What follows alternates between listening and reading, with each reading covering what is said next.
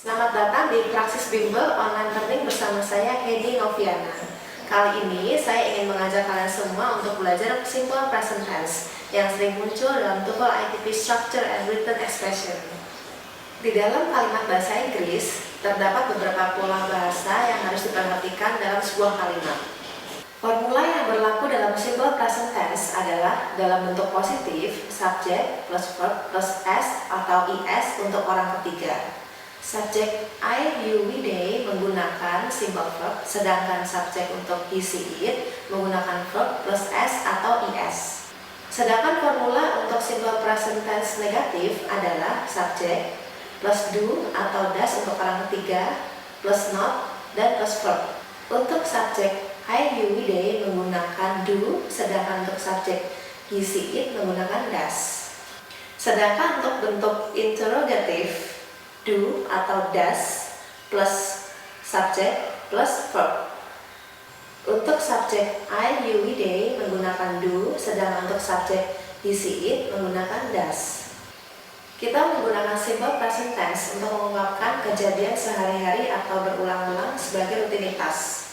Kejadian tersebut dapat berupa kejadian terjadwal, hobi, atau rutinitas sehari-hari. Contoh kalimat dari penggunaan pertama adalah dalam bentuk positif, yaitu Andy plays tennis twice a week. The train leaves at 7 every morning. They always forget their homework. Sedangkan dalam bentuk negatif adalah Andy does not play tennis twice a week. The train does not leave at 7 every morning. They do not always forget their homework.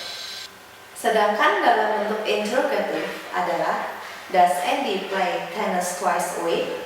Does the train leave every morning at 7? Dan do they always forget their homework? Kita menggunakan simple present tense untuk mengindikasi sesuatu yang benar atau fakta di masa lalu, masa sekarang, dan benar di masa yang akan datang. Contoh kalimatnya dalam bentuk positif adalah San Francisco is in California, cats like milk, dan coffee without sugar is bitter. Contoh kalimat dalam bentuk negatif adalah San Francisco is not in Florida, birds do not like milk, dan coffee with sugar is not bitter. Sedangkan untuk kalimat interrogatif adalah is San Francisco in California, do birds like milk, dan is coffee without sugar bitter. Kita menggunakan simple present tense untuk gagasan kejadian yang akan datang dan telah dijadwalkan. Contoh kalimatnya dalam bentuk positif adalah the flight departs at 8, the class starts at 6, dan the bus arrives at 9. Contoh kalimatnya dalam bentuk negatif adalah the flight does not depart at 8, the class does not start at 6, dan the bus does not arrive at 9. Contoh kalimat dalam bentuk interrogatif adalah does the flight depart at 8, does the class start at 6, dan does the bus arrive at 9. Mari kita simak apa saja yang mungkin keluar dalam TOEFL ITP Structure and Written Expression.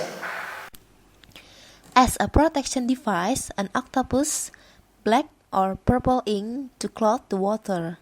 A. Ejection. B. Ejecting. C. Ejects. D. Ejected. Karena ini merupakan sebuah fakta, maka jawaban yang paling tepat adalah C. Ejects. Kalimat lain yang mungkin diuji di dalam TOEFL ITP Structure and Written Expression adalah sebagai berikut. A hiccup is a spasmodic contraction of the diaphragm which lead to a massive intake of air. Karena ini merupakan fakta yang telah ada, maka verb yang harus digunakan adalah simple present tense dan orang ketiga. Jawaban yang harus dilingkari adalah C, yang seharusnya diganti menjadi lead.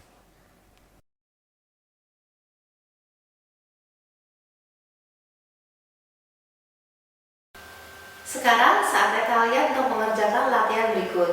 Kalian hanya diberi waktu 3 menit untuk menjawab 5 pertanyaan ini. Selamat mengerjakan!